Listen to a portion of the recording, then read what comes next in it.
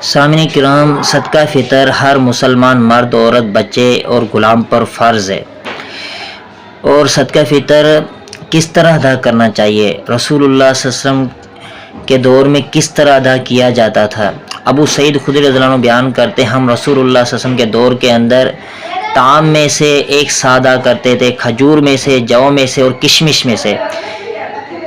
اسی طرح دوسری روایت میں پنیر بھی آتا ہے کہ ان میں سے ایک سا ادا کیا کرتے تھے، یا جو میں سے، یا کھجور میں سے، یا گندم میں سے، یا چاولوں میں سے، یعنی ایک سا ہمیں صدقہ فطر دینا چاہیے۔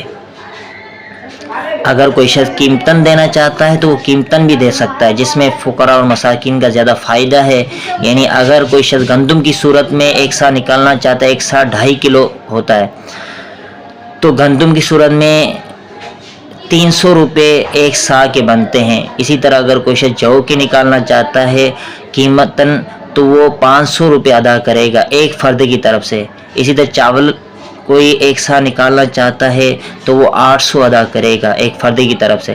یعنی جتنے بھی افراد گھر کے اندر رہتے ہیں ان سب کی طرف سے ادا کیا جائے گا صدقہ فطر۔ ایک فرد کی طرف سے گندم کی صورت میں اگر نکالنا ہے تو 300 روپے دینے پڑیں گے۔ اسی طرح سنن ابی داؤد اور سنن ابن ماجہ کی روایت ہے، رسول اللہ صلی اللہ علیہ وسلم نے اس امت پر فرض قرار دیا ہے صدقہ فطر۔ فرض رسول اللہ صلی اللہ علیہ وسلم زکوٰۃ الفطر طہرۃ للصائم من اللغو والرفث۔ اس امت مسلمہ پر صدقہ فطر فرض ہے، یہ روزے دار کے لیے پاکیزگی کا سبب ہے۔ جو گناہ ہو جاتے ہیں روزے سے، اس کی غلطیاں اور کوتاہیاں وہ مٹ جاتی ہیں، ان کی صفائی ستھرائی ہو جاتی ہے۔ روزے دار کے لیے پاکیزگی کا سبب بن جاتا ہے صدقہ فطر۔ وطعمۃ للمساکین، اور مساکین کے لیے کھانا ہوتا ہے، کیونکہ عید کی خوشی میں ان کو بھی ہم شریک کریں، جن کے پاس کھانے پینے کے لیے کچھ نہیں ہے تو وہ بھی ہمارے ساتھ عید کے اندر شریک ہو جائیں۔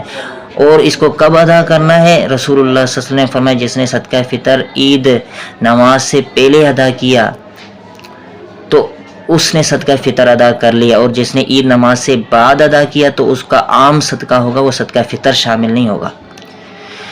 بعض لوگ جو ہیں پہلے اور دوسرے عشرے کے اندر ادا کر دیتے ہیں، ان کا طریقہ صحیح نہیں ہے۔ صدقہ فطر کا جو ٹائم ٹیبل ہے وہ عید نماز سے پہلے، یا شوال کا چاند نظر آ جائے یا عید کے 1-2 دن پہلے ادا کرنا چاہیے۔ باقی پہلے اور دوسرے عشرے کے اندر ادا کرنا یہ سنت طریقہ نہیں ہے، اس سے ہمیں اجتناب کرنا چاہیے۔ تو صدقہ فطر امت مسلمہ کے ہر ایک فرد پر فرض ہے۔ ہمیں چاہیے کہ فقراء اور مساکین کا خیال رکھیں، اور اپنے روزوں کے اندر جو غلطیاں کوتاہیاں ہوئی ہیں ان کو ہم صفائی ستھرائی اور پاکیزگی کا ذریعہ بنائیں صدقہ فطر کے ذریعے۔ اسی طرح مساکین کے لیے کھانے کا ذریعہ بنائیں۔ اللہ رب العالمین ہمیں صحیح معنوں کے اندر صدقہ فطر ادا کرنے کی توفیق عطا فرمائے۔